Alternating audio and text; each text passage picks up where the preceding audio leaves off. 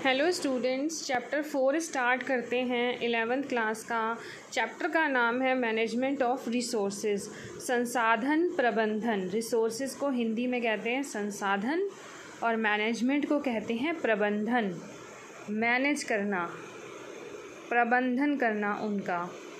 ये चैप्टर आप पढ़ेंगे और इसको पढ़ने के क्या उद्देश्य हैं और आपको इस चैप्टर से क्या क्या नॉलेज मिलेगी, क्या चीज़ें आप समझ पाएंगे। एक तो संसाधन का कॉन्सेप्ट समझ पाएंगे कि क्या संकल्पना है, ये रिसोर्स का मीनिंग क्या होता है। अलग अलग प्रकार के रिसोर्सेज के बारे में आप पढ़ेंगे, ह्यूमन, नॉन ह्यूमन, मानवीय संसाधन, अमानवीय संसाधन।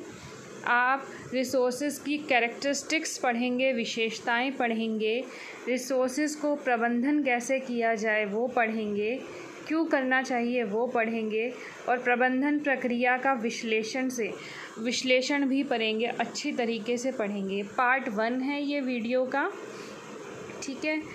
चलिए चैप्टर स्टार्ट करते हैं। तो चैप्टर का इंट्रोडक्शन में मैं आपसे एक बात पूछती हूँ कि हम रोज़ डेली कई प्रकार की एक्टिविटीज़ करते हैं, ठीक है, और उन एक्टिविटीज़ को करने के लिए, बहुत सारे अपने काम करने के लिए, अपने गोल्स पूरे करने के लिए हमें विभिन्न प्रकार के रिसोर्सेज चाहिए, संसाधन चाहिए। उन रिसोर्सेज की लिस्ट आपके सामने है।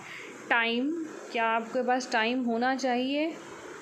एनर्जी, क्या आपके अंदर उतनी एनर्जी, ऊर्जा होनी चाहिए काम करने के लिए, एक्टिविटी करने के लिए। धन, कभी कभी पैसों की भी ज़रूरत होती है अपने काम पूरे करने के लिए। नॉलेज, ज्ञान की भी आवश्यकता होती है। इंटरेस्ट, अपना इंटरेस्ट भी तो होना चाहिए अगर कोई एक्टिविटी करनी है, कुछ भी। जैसे आपको कहीं जाना है, पढ़ाई करनी है, ट्यूशन्स पढ़नी है, जिम ज्वाइन करना है, डांस क्लासेस ज्वाइन करनी है, एट्सेट्रा, ठीक है। बहुत सारी चीज़ें हैं, बहुत सी एक्टिविटी आप सोच सकते हो। कई बार आपको ड्राइंग, पेंटिंग्स करने के लिए कई तरह के मटेरियल चाहिए होता है, paper, pen, pencil, colours. School building, वो भी एक रिसोर्स है। अगर स्कूल की बिल्डिंग नहीं होगी, स्कूल का इंफ्रास्ट्रक्चर नहीं होगा, तो आपकी शिक्षा संबंधित आवश्यकताएं कैसे पूरी होंगी, ठीक है। तो हम इंग्लिश और हिंदी दोनों में परिभाषा पढ़ेंगे, दोनों कंटेंट आपको इस वीडियो में मिलेगा। Resources are anything which we make use of while carrying out any activity. कोई भी चीज़, रिसोर्सेज, संसाधन जो है वो हर वो चीज़ है जिसकी हमें ज़रूरत होती है और जिसे हम यूज़ करते हैं, इस्तेमाल करते हैं अपनी कोई भी एक्टिविटी करने के लिए, अपने लक्ष्यों की प्राप्ति के लिए, ठीक है। अब ये देखिए कितना अच्छा सा चार्ट बना हुआ है रिसोर्सेज का, ह्यूमन और नॉन ह्यूमन रिसोर्सेज का। संसाधन वह होते हैं जिनका हम किसी क्रियाकलाप को करने में उपयोग करते हैं। क्रियाकलाप मीन्स एक्टिविटी, और जो हमें हमारे लक्ष्यों की प्राप्ति करने में सहायक होते हैं, ठीक है। ये देखिए, ये फ्लो चार्ट आप बनाएंगे। मानवीय संसाधन, गैर मानवीय संसाधन या भौतिक संसाधन भी इनको बोलते हैं। ह्यूमन रिसोर्सेज और नॉन ह्यूमन रिसोर्सेज, संसाधनों के प्रकार बताए हैं बच्चों। मानवीय संसाधनों में इन्होंने बताया है ज्ञान, जो एक ह्यूमन से रिलेटेड होते हैं, मानव से रिलेटेड होते हैं, व्यक्ति से रिलेटेड होते हैं, ज्ञान। एटीट्यूड, अभिवृत्ति, मतलब किसी भी काम को करने का रवैया कैसा है, किस नज़रिए से हम देखते हैं, पॉजिटिवली और नेगेटिवली। अगर हम किसी काम को लेके, जैसे मैम ने कोई होमवर्क दिया आपको, कोई प्रोजेक्ट दिया, कोई असाइनमेंट दिया, अब आप पहले ही नेगेटिव हो गए कि मैं नहीं कर पाऊँगी, तो फिर वो उसमें आप अपनी एनर्जी भी आपकी ख़त्म हो जाती है, टाइम भी आप वेस्ट करते हो। लेकिन अगर आप पॉजिटिवली सोचते हो कि आप कर लोगे, तो आप वाकई में उसे बहुत अच्छी तरीके से वो एक्टिविटी कर पाओगे। अपनी क्षमताओं का इस्तेमाल करके, अपने कौशल का इस्तेमाल करके, अपने समय का सही सदुपयोग करके वो एक्टिविटी कर पाओगे। और अगर आप पॉजिटिव हो, सकारात्मक सोच है, तो आप अच्छी ऊर्जा के साथ एंड उस अच्छी ताकत के साथ वो काम कर पाओगे। ठीक है, अब चलते हैं नॉन ह्यूमन रिसोर्सेज पे। गैर मानवीय संसाधन जो ह्यूमन से रिलेटेड नहीं होते हैं लेकिन कहीं ना कहीं मानव उसका उपयोग करता है, जैसे मनी, धन, फिज़िकल गुड्स, भौतिक वस्तुएं। ठीक है, इनको आप आगे डिटेल में भी पढ़ेंगे। ज्ञान क्या है? एक अमूल्य संसाधन है मनुष्य को अगर कोई उपकरण खरीदना है, कोई चीज़, कोई वस्तु खरीदनी है, तो उससे पहले उसे उसकी जानकारी होना बहुत ही ज़्यादा ज़रूरी है। बिना नॉलेज के हम अपनी एक्टिविटीज़ पूरी नहीं कर पाएंगे। रुचियाँ होना किसी काम में, किसी एक्टिविटी में। ठीक है, जैसे कि अगर आपकी घर सजाने में, इंटीरियर डेकोरेशन में इंटरेस्ट है आपका, तो आप घर में भी वो एक्टिविटी कर सकते हैं। और उससे अगर आपका किसी एक्टिविटी में अच्छा इंटरेस्ट है, रुचि है, तो आप उसको वो अपनी एनर्जी का भी इस्तेमाल सही ढंग से करते हैं, अपनी क्षमताओं का इस्तेमाल भी सही ढंग से करते हैं और कम समय में अच्छी तरीके से वो एक्टिविटी कर पाते हैं। कौशल, क्षमताएं, रुझान, ये सब मानवीय एक्टिविटी हैं। हर व्यक्ति में अलग अलग कौशल होता है, अलग अलग क्षमताएं होती हैं। जैसे कि फॉर एग्ज़ाम्पल किसी को कुकिंग की स्किल्स में इंटरेस्ट है, बहुत अच्छे से आती हैं। किसी को एम्ब्रॉयडरी, किसी को पेंटिंग, किसी को ड्राइंग।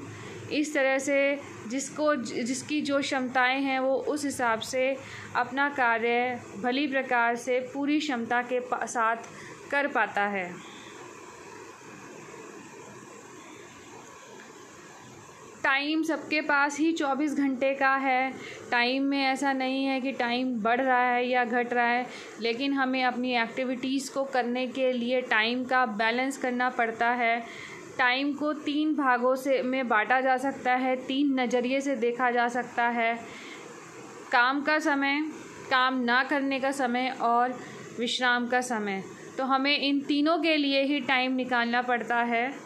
ठीक है, और अगर हम उसमें अच्छा बैलेंस करके ठीक से चलते हैं, सही बैलेंस करके, तो हम अच्छे से अपने समय को मैनेज करके, टाइम को मैनेज करके, समय प्रबंधन करके चलते हैं। आगे आपका एक प्रैक्टिकल आएगा टाइम मैनेजमेंट का, वो भी आप करेंगे इस चैप्टर के क्लोजिंग पे। ऊर्जा, किसी ना किसी काम को प्राप्त करने के लिए ऊर्जा होना बहुत ज़रूरी है।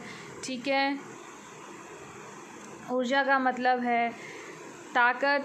शारीरिक ताकत भी हो सकती है, मानसिक ताकत भी हो सकती है। वो कई बार हम थक जाते हैं, हम ज़्यादा नहीं सोच पाते, हम कई बार कहते हैं अभी हेडेक है, अभी नहीं कर पाएंगे। फिर उसके बाद हम थोड़ा सा रेस्ट करते हैं, फिर अच्छी एनर्जी के साथ उठते हैं। तो यानी कि हम फ्रेश माइंड के साथ, फ्रेश एनर्जी के साथ अपना काम शुरू करते हैं। शारीरिक ताकत का मतलब भी यही है कि कई बार हमें बहुत ज़्यादा हैवी वर्क करने के बाद रेस्ट की ज़रूरत होती है हमारी बॉडी को। गैर मानवीय संसाधन, धन, पैसे के बिना हम अपनी बहुत सारी ज़रूरतें नहीं पूरी कर पाते। ये बहुत ही इम्पॉर्टेंट संसाधन है, इसका सबसे ऊंचा स्थान है, टॉप पे है और बहुत ही सीमित मात्रा में है। हम अपनी ज़रूरत की चीज़ें धन का इस्तेमाल करके ही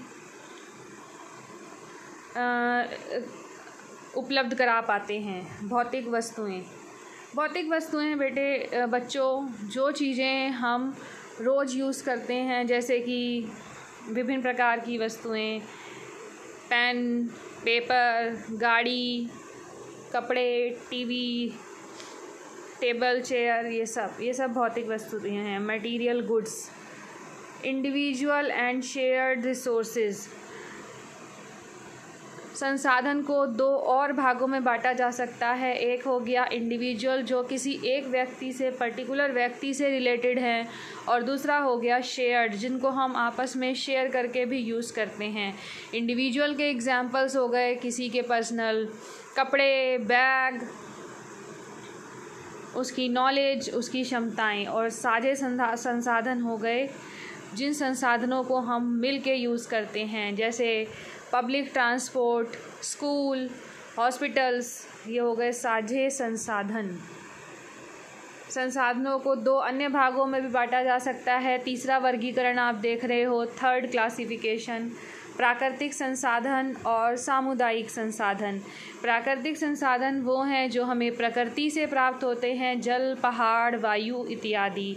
और सामुदायिक संसाधन हैं जो हमारे समुदाय में, हमारे समाज में, हमारी सोसाइटी में, हमारे आसपास हमें देखने को मिलते हैं, जैसे सरकारी स्कूल, प्राइवेट भी आएगा इसमें, सरकारी अस्पताल के डॉक्टर, इसमें स्पेशली जो हमें सरकार द्वारा भी प्राप्त होते हैं। इसलिए सरकार पे फोकस किया गया है, क्योंकि गवर्नमेंट जो चीज़ें होती हैं, सरकारी चीज़ें, उस पे बिना किसी भेदभाव के सभी लोग उस सर्विस को, उस सुविधाओं को उपलब्ध कर सकते हैं, उसका लाभ उठा सकते हैं। बिजली, पानी, सड़कें, पब्लिक लाइब्रेरी, पार्क एट्सेट्रा। संसाधनों की विशेषताएं, इनके क्या विशेषताएं हैं वो आपको पढ़ना है एग्ज़ाम के पॉइंट ऑफ व्यू से। उपयोगिता, हर संसाधन, हर एक रिसोर्स उपयोगी होता है, उसका इस्तेमाल होता है। जैसे जो गाय का गोबर होता है, शहरी इलाकों में वो वेस्ट माना जाता है, लेकिन गांव के इलाकों में उसको ईंधन के रूप में चूल्हे पर इस्तेमाल करते हैं। बहुत अच्छा एग्जाम्पल है ये। आप ये पिक्चर देखिए, ह्यूमन रिसोर्सेज की, मानवीय संसाधनों पे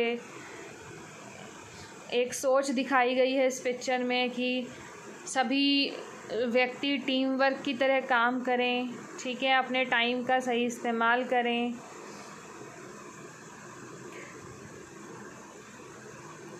ये सामुदायिक संसाधनों की एक पिक्चर है आपके सामने, जिसमें पब्लिक ट्रांसपोर्ट दिखाया गया है, ट्रेन,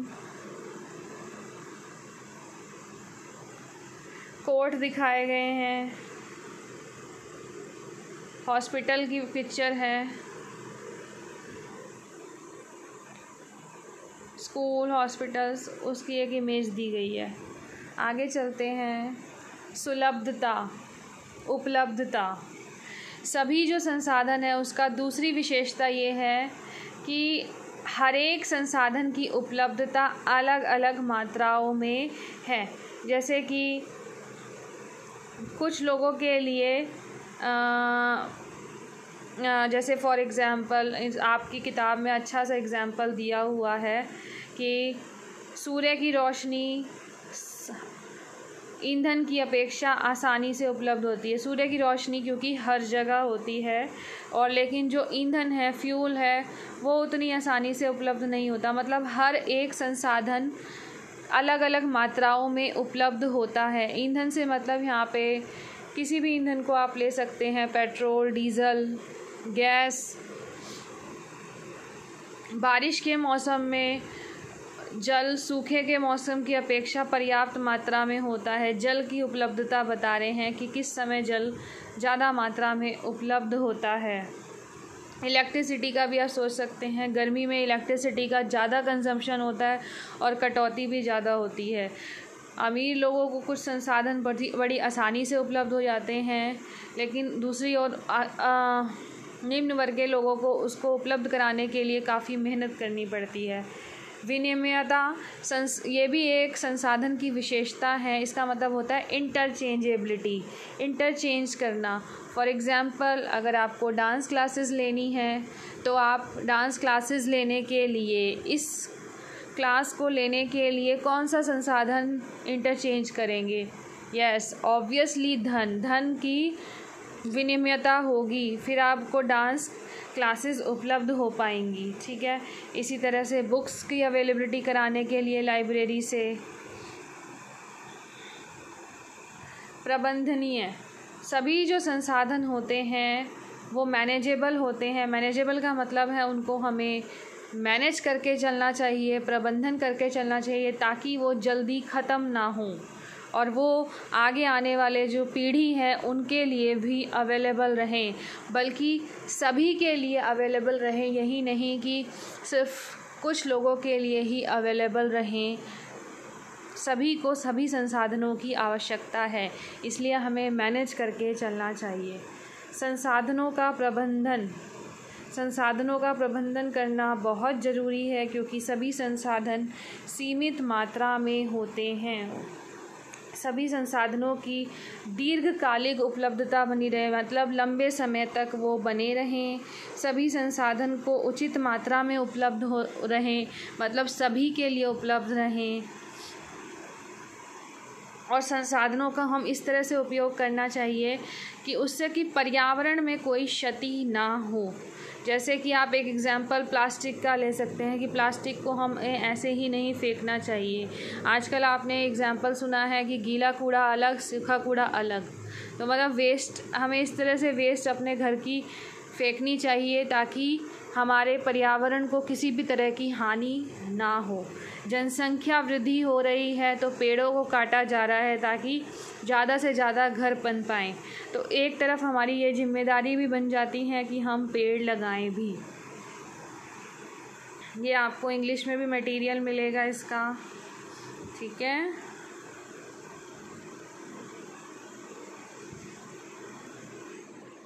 एक एक्टिविटी करेंगे आप लोग बच्चे। अपने बारे में सोचिए और लिस्ट बनाइए आपके पास कौन कौन से मानवीय संसाधन हैं। नीचे की जो गाइडलाइंस है उनको ध्यान में रखते हुए ये कॉपी में करिएगा एक्टिविटी, इस यहाँ पे दी हुई है। स्वयं के बारे में सोचें और मानवीय संसाधन जो आपके पास हैं उनकी सूची बनाओ। क्या ये सारे पांचों आपके पास हैं? और इसके बारे में आप कॉपी में लिखो कि कैसे आप इनको यूज़ करते हैं। ठीक है।